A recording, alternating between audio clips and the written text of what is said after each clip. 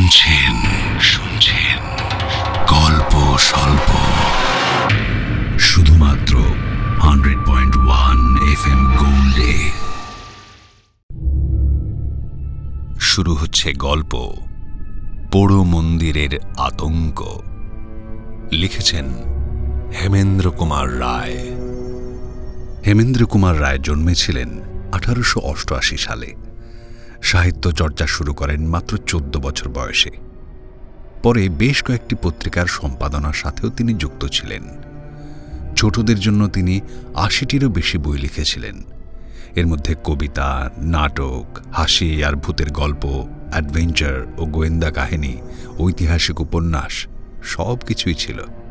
তাঁর সৃষ্টি করা দুঃসাহসী জুটি বিমল কুমার, গোয়েন্দা জয়ন্ত ও সহকারী মানিক, পুলিশ ইন্সপেক্টর সুন্দরবাবু, ডিটেকটিভ হেমন্ত বাংলা কিশোর সাহিত্যে বিশেষ উল্লেখযোগ্য চরিত্র। বড়দের জন্য তিনি বেশ কয়েকটি বই লিখেছিলেন, যেমন জলের আলপনা, বেনজল, পদ্মকাঁটা, ঝড়ের যাত্রী ইত্যাদি। বিমল ও কুমারের অভিযানের কাহিনী অবলম্বনে তাঁর বিখ্যাত উপন্যাস জকের ধন নিয়ে 2 বার সিনেমা তৈরি হয়েছিল। তিনি শিশির কুমার ভাদুরীর সীতা নাটকের নৃত্য পরিচালক ছিলেন। তিনি ভালো ছবি আঁকতে পারতেন। বাংলার শিল্প সমালোচনার তিনি অন্যতম পথিকৃৎ। হেমেন্দ্র কুমার রায় রচিত 150 খোকার কাণ্ড নিয়ে ফিল্ম তৈরি হয় 1959 সালে। তাঁর লেখা নিশিথিনী বিভীষিকা অবলম্বনে 1951 সালে বাংলা সিনেমা জিঘাংসা এবং হিন্দিতে 1962তে 20 সাল বাদ নির্মিত হয়। মোট কথা সর্বশিল্পী বিশারদ ছিলেন তিনি এবং জনপ্রিয়। তাঁরই লেখা গল্প পোড়ো মন্দিরের আতঙ্ক।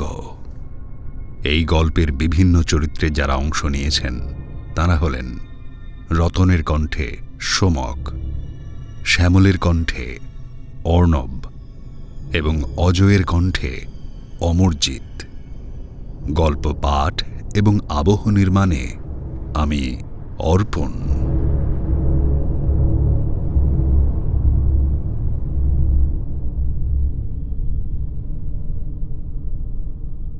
কলকাতা থেকে আমার কলেজের 3 জন সহপাঠী বন্ধু এসেছিল আমাদের গাঁয়ে বেড়াতে। তাদের নিয়ে আমি সেদিন বিকেলে গিয়েছিলাম গ্রাম ছাড়িয়ে মাইল 1.5 দূরে ময়ূরাক্ষী নদীর তীরে। ওখানকার ময়ূরাক্ষীর 2 তীরের শোভা বড়ই নয়নমুগ্ধকর। ভেবেছিলাম সন্ধ্যার কোল অবধি নদীর ধারে বসে গল্পগুজব করে তারপর বাড়ি ফিরব। অন্ধকারে মাঠের মধ্যে আসতে পথে সাপখোপের সম্মুখীন হতে পারি এই ভয়ে বাবার 5 সেলের টর্চটা সঙ্গে এনেছিলাম। গরমকাল, 6:30তেও তখন অনেক বেলা, প্রায় 6:30 হবে তখন। আমরা 4 জনে কবিগুরুর একটা গান নিয়ে আলোচনা করছি। আলোচনায় আমরা এতই মশগুল ছিলাম যে পশ্চিম দিক থেকে কালো মেঘ উঠে কখন যে প্রায় অর্ধেকটা আকাশ ঢেকে ফেলেছে খেয়ালই হয়নি। হঠাৎ ঝড় উঠতে খেয়াল হলো। আমরা ধর্মর করে উঠে পড়ে একরকম ছুটতে ছুটতেই বাড়ির পথে হাঁটা দিলাম। আমি জানি এই 1.5 মাইল পথের মধ্যে কোনো ঘরবাড়ি নেই, অর্থাৎ বৃষ্টির হাত থেকে শরীর বাঁচাবার মতো কোনো আশ্রয়ও নেই। বরাত মন্দ। 5-7 মিনিটের মধ্যেই দৈত্যের মতো কালো মেঘটা সারা আকাশ ছেয়ে ফেলল এবং মুষলধারে বৃষ্টি নামল। সেই সঙ্গে ঝড়ের সে কি বেগ!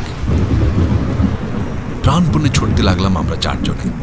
ছুটতে ছুটতে আমার খেয়াল হয়ে গেল যে আর একটু এগোলেই আমাদের ডান পাশে পড়বে একটা পোড়ো কালী মন্দির। সেখানে গিয়ে উঠলে ঝড় বৃষ্টির হাত থেকে বাঁচা যেতে পারে। কিন্তু সন্ধ্যের পর ওই মন্দিরের ধারে কাছে কেউ ঘেঁষে না। আমারও মন চাইছিল না ওদিকে যাবার। গাঁয়ের অন্য সকলের মতো ওই মন্দিরের প্রতি আমার মনেও ভয় আছে। অবশ্য ভয়ের কোনো কারণ আজ পর্যন্ত কিছু ঘটেনি কারোর ক্ষেত্রে। ভয়টা কেবল সংস্কার বশেই। তবু আমি যদি একা থাকতাম তাহলে হয়তো একা থাকার জন্যই ওই মন্দিরে যেতে ভয় পেতাম। কিন্তু আমরা রয়েছে 4 জন, সঙ্গে 5 সেলের টর্চ। অযথা ভয় পাবার কোনো কথাই নয়।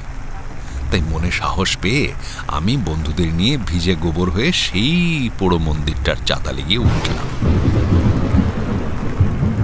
বেশ বড়সড় মন্দির। মন্দিরের 2 পাশে ও পিছনে আরো খানচারেক ঘর আছে। এই মন্দির ছিল একজন তান্ত্রিকের। ঘরগুলির মধ্যে একটাতে নাকি মায়ের ভোগ রান্না হতো, অন্য ঘরগুলিতে চেলা চামুন্ডাদের নিয়ে তান্ত্রিক বাস করত। মন্দির ও ঘরগুলির কিছু কিছু অংশ এখন ভেঙে পড়েছে, দেওয়ালে ছাদে গাছপালা গজিয়েছে। মন্দির প্রাঙ্গণ লতাগুল্মের ঝোপে ঝাড়ে আবৃত। এমন মুষলধারে বৃষ্টি না নামলে আমি কখনোই এই পোড়ো মন্দিরে আশ্রয় নিতাম না। এখন মাত্র সন্ধে রাত, কিন্তু জায়গাটার পারিপার্শ্বিক পরিস্থিতি দেখে মনে হচ্ছে যেন এখন মাঝরাত। বন্ধু শ্যামল বলল, আচ্ছা জায়গায় আমাদের নিয়ে এলি বটে। হ্যাঁ রে, সাপ খপে কামড়াবে না তো? আমি টর্চটা জেলে চারদিক দেখে নিয়ে বললাম, দেখে তো সেরকমই মনে হচ্ছে। কি করব ভাই, যা বৃষ্টি নামলো, বাড়ি যে এখন অনেক দূর। এই বৃষ্টিতে এতখানি রাস্তা ভিজলে সবাইকে জ্বরে পড়তে হতো। আরেক বন্ধু রতন বলল, সে কথা সত্যি। কি মন্দির ছিল রে এটা? দেখে তো মনে হচ্ছে এককালে খুব জাঁকজমকের সঙ্গে পুজো আচ্ছা হতো এখানে। বললাম, হ্যাঁ, মারাত্মক রকমের জাঁকজমক সহকারী এখানে কালী প্রতিমার পুজো হতো শুনেছি। সে জাঁকজমক এতই মারাত্মক ছিল যে কোনো লোক পুজো দেখা তো দূরের কথা, কোনোদিন প্রতিমা দেখতেও এখানে আসতো না। এ কথা শুনে শ্যামল, রতন ও অজয় সবিস্ময়ে জিজ্ঞাসু নেত্রে আমার দিকে তাকালো। আমি বললাম, শোন তবে এই মন্দিরের ইতিহাস যেটুকু আমি জানি। আমার ঠাকুরদার বয়স যখন ছিল 24-25, সেই সময় এই মন্দিরে কালী সাধনা করত একজন তান্ত্রিক কাপালিক। শুনেছি সেই কাপালিকের চেহারা এতই ভয়ঙ্কর ছিল যে কোনো সাধারণ মানুষ তার ধারে কাছে যেত না। 7-8 জন চেলা ছিল তার, তাদের চেহারাও ছিল ভয়ঙ্কর। ওই যে বেদিটা দেখছিস, ওই বেদির উপর থাকত কালী মূর্তি। মন্দিরের পিছন দিকে একখানা ঘর আছে, সেই ঘরের মেঝের মধ্যে দিয়ে নিচেকার ঘরে যাবার সিঁড়ি আছে। এই ব্যাপারটা আকস্মিকভাবে টের পেয়ে যায় আমাদের এই গাঁয়ের একদল ছেলে। দলে তারা 6 জন ছিল। সেদিন তারা গিয়েছিল পাশের গাঁয়ে একটা বৌভাতের নিমন্ত্রণ খেতে। খেয়ে দিয়ে যখন তারা ফিরছিল, রাত তখন 11টা। আমরা আজ যে কারণে মন্দিরে এসে ঢুকলাম, সেদিন তারাও ঠিক একই কারণে এই মন্দিরে আশ্রয় নিতে বাধ্য হয়েছিল। আজকের মতো সেদিন রাতেও এমন মুষলধারে বৃষ্টি নেমেছিল।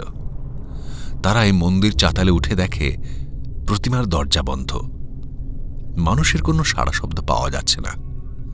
তারা ভাবল কাপালিক ও তার চেলাচামুন্ডারা সবাই বোধহয় ঘুমিয়ে পড়েছে। এমন সময় তাদের কানে পৌঁছয় পুজোর ঘণ্টার ধ্বনি। কিন্তু ঘণ্টার যে আওয়াজ তাদের কানে আসছিল, সে আওয়াজটা ছিল খুব চাপা ও ক্ষীণ। প্রথমটা তাদের মনে হয়েছিল খানিকটা দূর থেকে বোধহয় আওয়াজটা আসছে, তাই এমন চাপা মনে হচ্ছে। তারপরই তাদের খেয়াল হলো যে এই মন্দিরের চারপাশের প্রায় মাইলখানেক জায়গার মধ্যে কোনো বাড়িঘর, লোক বসতি নেই। তবে ঘণ্টার শব্দ আসছে কোত্থেকে? পুজোর সময় পুরোহিত যে ঘণ্টা বাজায়, সেই ঘণ্টার শব্দ। তাহলে নিশ্চয়ই এই মন্দিরের মধ্যেই অন্য কোনো ঘরে পুজো হচ্ছে। এই কথা মনে হতেই ওই 6 জন ছেলে উঠে দাঁড়ালো। ওদের মধ্যে 3 জনের টর্চ ছিল। একজন বলল, চল না, ভেতরের দিকটা একবার চুপি চুপি ঘুরে দেখে আসি, কোথায় কি পুজো হচ্ছে। যতগুলো ঘর ওই মন্দিরের ভেতরে ছিল, সব ঘরের দরজায় তারা বন্ধ দেখল। ছেলেরা প্রত্যেকটি দরজার গায়ে কান দিয়ে বুঝল, না, এইসব ঘরের মধ্যে কোনো আওয়াজ নেই। তবে ঘণ্টা শব্দ আসছে কোত্থেকে? তারপর তারা মন্দিরের পিছন দিকে যেতেই তাদের মনে হলো যেন ঘণ্টার আওয়াজটা এখানে স্পষ্ট। টর্চের আলোয় দেখল সেখানে একটা ঘর রয়েছে এবং ঘরের দরজাটাও আধ খোলা অবস্থায় রয়েছে। ছেলেরা এবার আরো হুঁশিয়ার হলো। ঘরটার মধ্যে কোনো লোকজন থাকতে পারে বলে তাদের মনে সন্দেহ হয়। তারা অন্ধকারের মধ্যে গা মিশিয়ে নিশ্চুপে অনেকক্ষণ অপেক্ষা করল। কিন্তু ওই ঘরটাও জনশূন্য রয়েছে, এই ব্যাপারে শেষ পর্যন্ত নিশ্চিত হয়ে তারা সকলে ধীরে ধীরে ওই কক্ষে প্রবেশ করল। ভেতরে কি আছে এটাই তারা দেখতে চায়। কিন্তু ঘরটার মধ্যে ঢুকতেই ঘণ্টার শব্দ আরো স্পষ্ট হয়ে উঠল।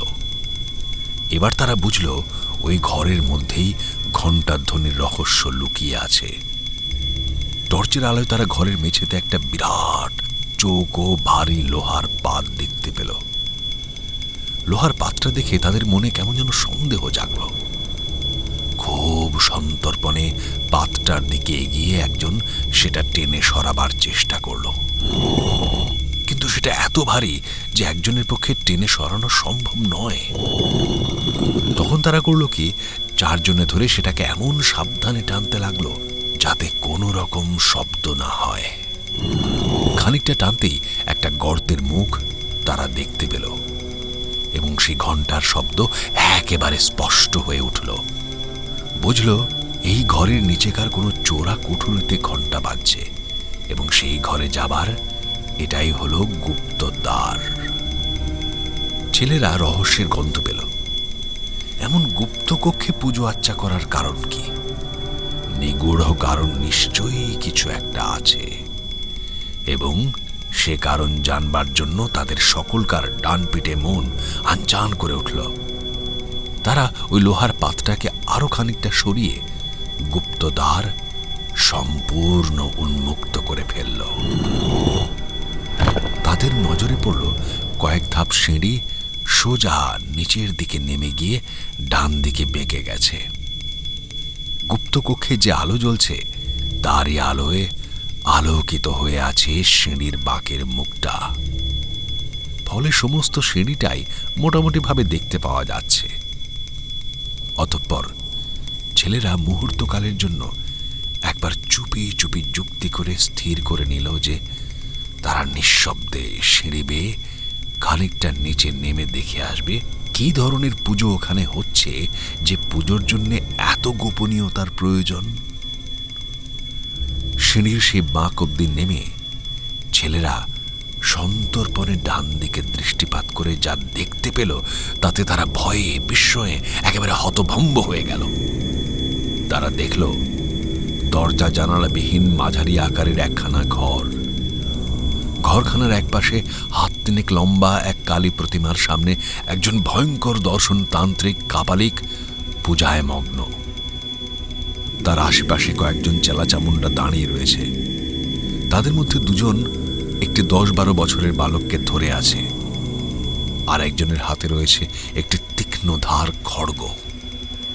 এছাড়া ঘরখানার একটি কোণে জড়ো করা ছিল কয়েকটি সুতীক্ষ্ণ বর্ষা এবং আরো গোটা 4 খড়গ।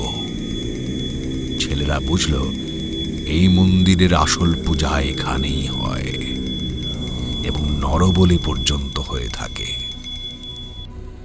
ইতিমধ্যে কাপালিক পুজো শেষ করে আসন ছেড়ে উঠে দাঁড়ালো এবং ঘাতকের দিকে চেয়ে ইশারায় বলির নির্দেশ দিল।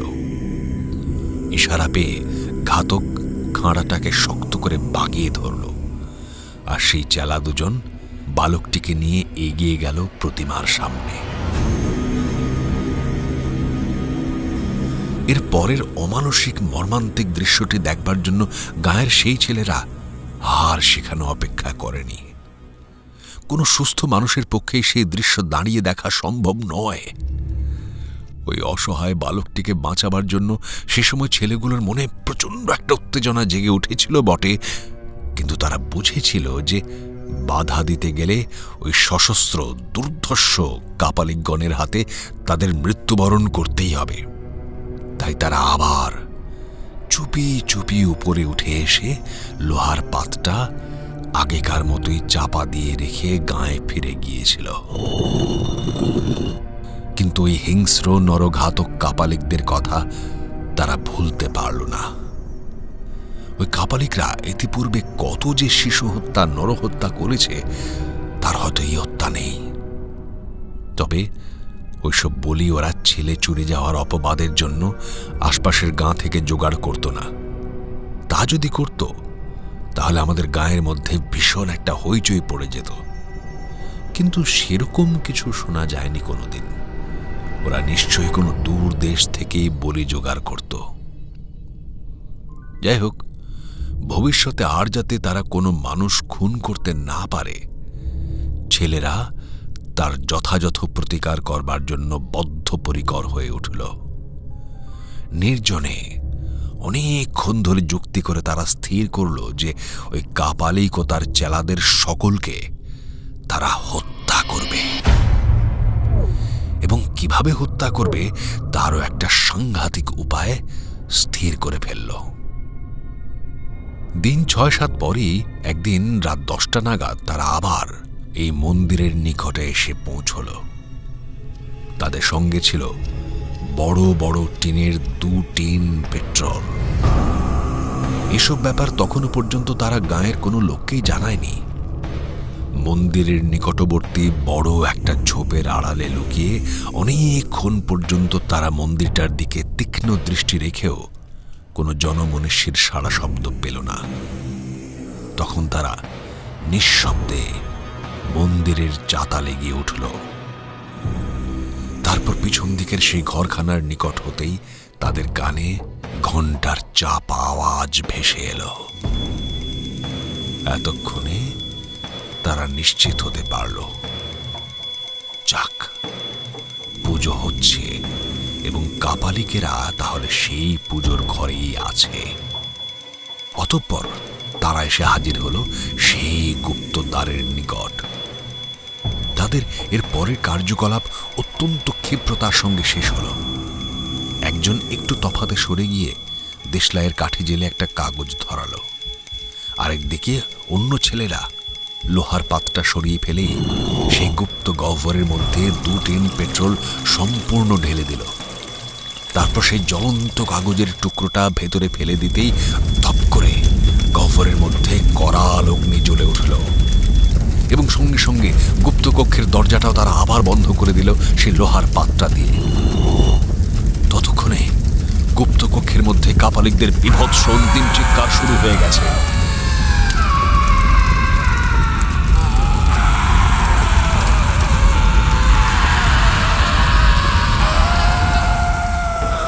কিন্তু সেই চিৎকার অতি অল্পকালের মধ্যেই থেমে গেল। প্রচন্ড নিস্তব্ধতা নেমে এলো। তারপর শত্রু ধ্বংস করে ছেলের দল বীর বিক্রমে গাঁয়ে ফিরে গিয়ে সকলের কাছে প্রকাশ করেছিল তাদের দুঃসাহসিক কাণ্ড কারখানার কথা। শুনে গাঁয়ের লোক স্তম্ভিত হয়ে গিয়েছিল। কিন্তু এই মন্দিরের ধারে কাছে আগেও যেমন কেউ আসত না, কাপালিকদের মৃত্যুর পরও কেউ কোনোদিন শখ করে এদিকে আসেনি। সেদিন সেই ছেলেরা যেমন এসেছিল, আমরা আজ যেমন এলাম, তেমনি নিতান্ত দায়ে পড়ে হয়তো কেউ কদাচিৎ এদিকে এসে থাকতে পারে। গল্প শেষ করে আমি চুপ করতেই অজয় বলল, কি কাণ্ড। অপর 2 বন্ধু নীরব। হঠাৎ ভয়ে আমার সারা দেহ শিউরে উঠল, সর্বশরীর কুঁকড়ে গেল আমার। হ্যাঁ, বেশ স্পষ্ট শুনতে পাচ্ছি ঘণ্টার শব্দ, যদিও খুব চাপা, তথাপি সাংঘাতিক রকমের স্পষ্ট। যেন সে বহুকাল আগেও যেমন ছিল, এখনো তেমনি এই মন্দিরের চারিপাশে প্রায় মাইলখানেক জায়গার মধ্যে কোনো ঘর বাড়ি নেই। তবে তবে কোত্থেকে আসছে এই ঘণ্টার শব্দ? সেই গোপন কক্ষে আবার কি কোনো নতুন কাপালিক আশ্রয় নিয়েছে? মন্দিরের যা পোড়ো অবস্থা, তাতে নিঃসন্দেহে বলা যায় যে এখানে কোনো লোক বাস করে না। মন্দিরের সর্বত্র ধুলোবালি, শুকনো পাতা, কাঠিকুটিতে ভর্তি। দেওয়ালের ফাটলে ফাটলে গাছপালা জন্মেছে। লোক বাস করলে মন্দিরের চাতালে এমন 1 ইঞ্চি পুরু ধুলোবালিও জমে থাকত না, শুকনো কাঠিকুটিও পড়ে থাকত না। তবে এই ঘণ্টার আওয়াজ আসছে কোথা থেকে? এই মন্দিরের মধ্যে থেকেই আসছে, তাছাড়া আবার কোথা থেকে আসবে? শ্যামল, অজয় আর রতন, এদের কানেও পৌঁছেছে ঘণ্টার শব্দ। অজয় 2 ভ্রু কুঁচকে সন্দিগ্ধ কণ্ঠে বলল, ঘণ্টার আওয়াজ আসছে না? আমি বললাম, সে অন্ধকারের মধ্যেও দেখতে পেলাম অপর বন্ধু জলজলে চোখে আমার মুখের দিকে তাকিয়ে আছে। অজয় হচ্ছে 1 নম্বরের ডান পিটে ছেলে, অত্যন্ত সাহসী। সে আমাকে শুধালো, এই ঘণ্টার আওয়াজ কোত্থেকে আসছে বলে তোর মনে হয়? মানে আগে তো কাছাকাছি কোনো ঘর বাড়ি ছিল না শুনলাম, এখন? বললাম, না, এখনো তেমনি, মাইলখানেকের মধ্যে বাড়িঘর কিছু নেই। তাহলে ক্ষণকাল ভাবল অজয়, তারপর পুনরায় বলল, তাহলে কি আবার কেউ বা কারা সেই ঘরে ঠাকুর প্রতিষ্ঠা করে পুজো করছে? অবশ্য দেখে শুনে তো মনে হচ্ছে না যে 20 বছরের মধ্যেও কোনো লোক এখানে বাস করছে। যাই হোক, ব্যাপারটা না দেখে ছাড়ছি না। আওয়াজ শুনে তো মনে হচ্ছে এই মন্দিরের মধ্যে থেকে এই আওয়াজটা আসছে। চল তো সেই ঘরটার মধ্যে নিয়ে চল তো আমাকে, যেই ঘরটায় বলেছিলি না কি একটা লোহার পাতে ঢাকা একটা গুপ্ত পথ না কি বেশ আছে। বললাম, শিখর তো আমি জানিনি, তবে শুনেছি পিছন দিকে। দেখি চল। আমার সেদিকে যাবার মোটেই ইচ্ছা ছিল না, কিন্তু পাছে শহরের বন্ধুদের কাছে আমি ভীতু কাপুরুষ প্রতিপন্ন হই, সেই ভয়তেই আমাকে ওদের নিয়ে যেতে হলো। মন্দিরের পিছন দিকে পৌঁছতেই ঘণ্টার আওয়াজ খানিকটা স্পষ্ট হলো। ভয়ে থরথরিয়ে কেঁপে উঠলাম আমি। কম্পিত গলায় বললাম, হ্যাঁ হ্যাঁ, সেই ঘরেতেই ঘণ্টা বাজছে, কোনো ভুল নেই। আবার কারা এলো? আমি ভীত হয়ে পড়েছি। অজয় বোধহয় তার টের পেয়ে বলল, কিরে বিপিন, তুই কি ভয় পাচ্ছিস নাকি? না না না, ভয় পাবো কেন? তবে তবে ভাবছি যে আবার কোনো নরবলি টরবলি হচ্ছে না তো? হ্যাঁ, অজয় বলল। আচ্ছা, দেখাই যাক না কি হচ্ছে। আমি বুঝতে পারলাম রতন বা শ্যামলেরও এসব ব্যাপারে উৎসাহের অভাব রয়েছে। ওরা দুজনও কেমন যেন মিয়ে রয়েছে। আমার মতোই অবস্থা আর কি। ভীতু কাপুরুষ প্রতিপন্ন হতে চায় না বলেই নিরুত্তরে এগিয়ে চলেছে। অজয় আমার কাছ থেকে আগে টর্চটা নিয়েছিল। টর্চের আলোয় দুই পাশ দেখতে দেখতে সে এগিয়ে চলেছিল। যে কটা ঘর দেখলাম, কোনো ঘরেরই দরজা জানালা নেই। সব উইয়ে নষ্ট করেছে আর ভেঙে চুড়ে পড়েছে। সর্বত্র ধুলোবালি, নোংরা ইত্যাদিতে ভরা। এখানে কোনো লোকের যাওয়া আসা থাকলে এই পুরো ধুলোর ওপর কোনো পায়ের দাগ নিশ্চয় থাকত। কোনো পথচিহ্ন নেই, এমনকি জন্তু জানোয়ারের পর্যন্ত না। শুধু আমরাই কজন সুস্পষ্ট পদচিহ্ন ফেলে এগিয়ে চলেছি। অসম্ভব, এখানে কোনো মানুষ থাকতে পারে না। কথাটা আচমকা বলল অজয়। তবে আমি আর শ্যামল দুজনে একই সঙ্গে প্রশ্ন করে বসলাম। অজয় বলল, এই তবেটা যে কি সেটাই তো জানতে যাচ্ছি। আমরা সে ঘরটার মধ্যে এসে হাজির হলাম। মুখে চোখে মাকড়সার জালের স্পর্শ পাওয়া গেল। এ ঘরে লোকের যাওয়া আসা থাকলে কি এমন মাকড়সার জাল ছড়িয়ে থাকত? এবার উজ্জ্বল টর্চের আলোয় মেঝের দিকে তাকিয়ে দেখতে পেলাম একটা বিরাট মরচে ধরা লোহার পাত পড়ে রয়েছে। ঘরের মেঝে ও লোহার পাতটার উপর 1/2 ইঞ্চি পুরো ধুলোর আস্তরণ জমে রয়েছে। এখানে ঘন্টার শব্দ আরো স্পষ্ট। একটানা ঘন্টা বেজেই চলেছে, মনে হচ্ছে যেন আরতি হচ্ছে। আমরা প্রত্যেকে উপলব্ধি করতে পারলাম যে এই ঘরের নিচে থেকেই ঘন্টার আওয়াজ আসছে। যেখানে লোকজনের কোনো অস্তিত্ব নেই সেখানে ঘন্টা বাজে কি করে? এ কি অলৌকিক কাণ্ড! আমার গায়ের লোম খাড়া হয়ে উঠল। ভীষণ একটা বিপদের ইঙ্গিত পাচ্ছি যেন। আশ্চর্য, অদ্ভুত। অজয় নির্নিমেষ দৃষ্টিতে লোহার পাতটার দিকে তাকাতে তাকাতে কথাটা বলল। শ্যামল বলল, স্পষ্ট বোঝা যাচ্ছে যে বহুকাল এই ঘরে কোনো মানুষের পদার্পণ হয়নি, অথচ নিচেকার ঘরে ঘন্টা বাজছে। ঘন্টাটা আপনা আপনি বাজছে না নিশ্চয়ই, মানুষই বাজাচ্ছে তো।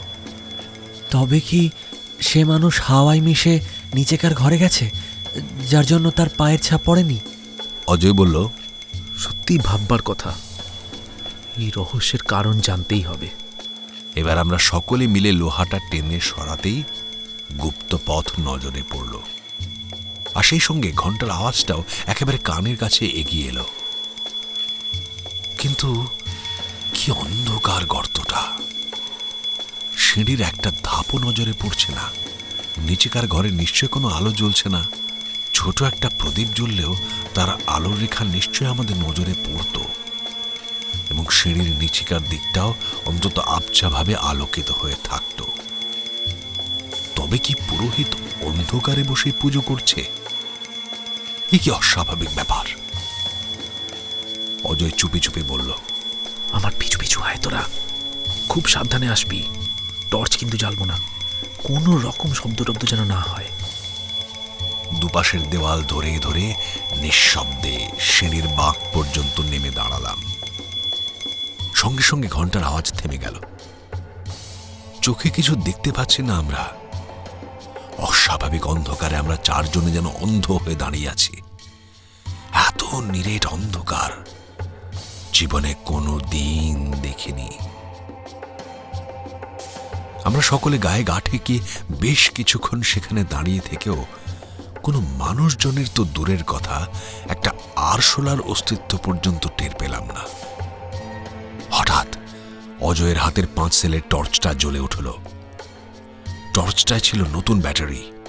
উজ্জ্বল আলোয় উদ্ভাসিত হয়ে উঠল চারদিক। দেখতে পেলাম সেই গুপ্ত কক্ষের মেঝের ওপর কতগুলো নরকঙ্কাল পড়ে আছে।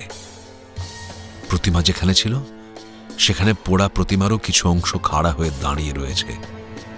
ঘরের একটা কোণে সেই বর্ষা আর খাঁড়াগুলোও রয়েছে, আর একটা খাঁড়া পড়ে রয়েছে প্রতিমার কাছাকাছি জায়গায়। পুজোর ঘণ্টা এবং কয়েকটা থালা, কোষাকুষি ইত্যাদি প্রতিমার সামনে পড়ে রয়েছে। এই সমস্ত জিনিস আগুনে পুড়ে এবং তার উপর ধুলোর আস্তরণ জমে এমন চেহারা হয়েছে যে বোঝবার উপায় নেই কোনটা লোহার তৈরি, কোনটা তামার বা কোনটা পিতলের জিনিস। বেশ কিছুক্ষণ ঘরটা দেখে নিয়ে অজয় গলায় বেশ জোর দিয়ে বলে উঠল, অসম্ভব, অসম্ভব, এই ঘরে কখনোই ঘন্টা বাজছিল না। ঘন্টা শব্দ অন্য কোথাও থেকে আসছিল। আমাদের সকলেরই শোনার মনে হয় ভুল হয়েছে, আর এখানে নয়, ওপরে যাওয়া যাক। আমি বেশ স্পষ্টই বুঝতে পারলাম কথা বলার সময় অজয়ের গলা কাঁপছিল। আমার নিজের অবস্থা অত্যন্ত শোচনীয়। কি যেন একটা নিদারুণ ভয়ে আমি ঘেমে উঠলাম। যাই হোক, আমরা উপরে উঠতে শুরু করলাম। সবার আগে আছে আমি, আর সবার নিচে টর্চ হাতে অজয়। অকস্মাৎ অজয়ের আর্তচিৎকারে আমরা ভীষণভাবে চমকে উঠলাম। করে চিৎকার করতে করতে অজয় বসে পড়ল সিঁড়ির ওপর। তার হাত থেকে টর্চটা খসে পড়েই নিভে গেল। অজয়ের চিৎকার শুনলাম,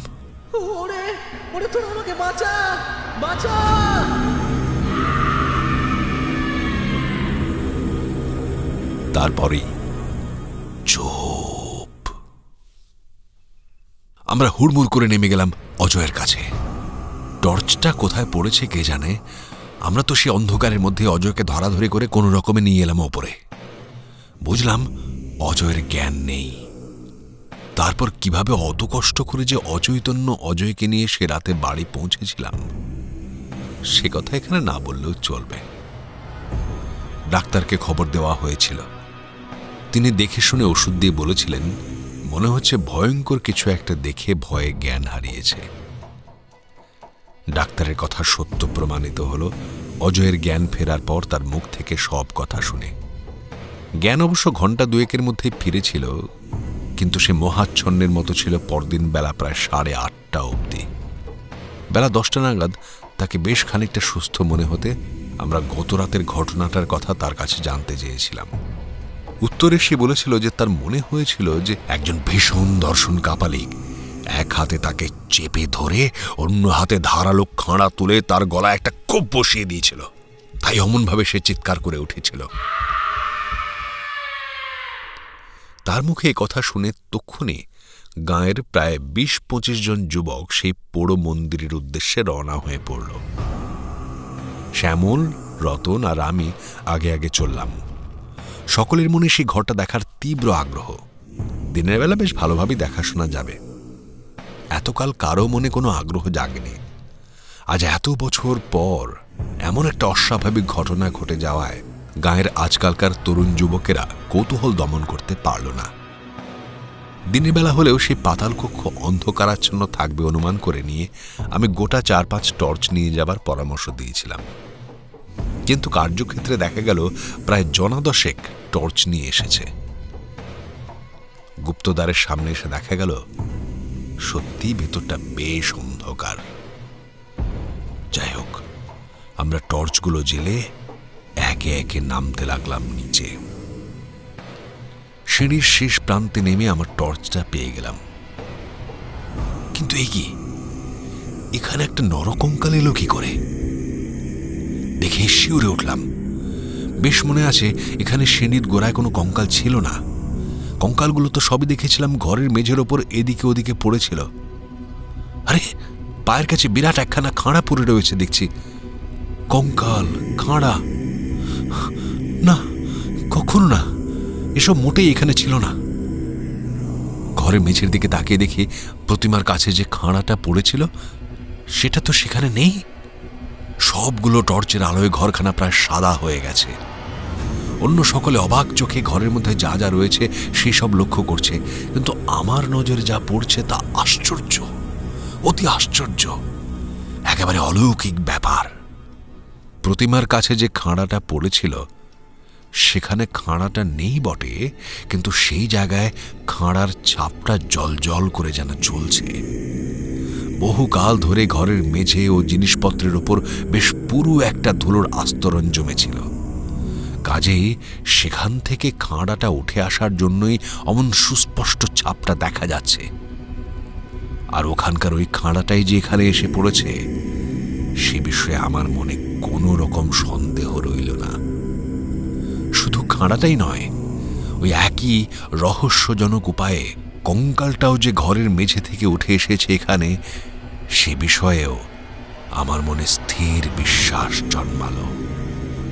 কিন্তু এই অলৌকিক কাণ্ড কারখানার মূলে কোন অলৌকিক রহস্য যে অন্তর্নিহিত রয়েছে তার মীমাংসায় পৌঁছানোর মতো বুদ্ধিবৃত্তি আমার নেই। অত লোকজনের মধ্যে থেকেও কি যেন এক দারুণ ভয়ে আমার সারা দেহ শক্ত কাঠ হয়ে গেল।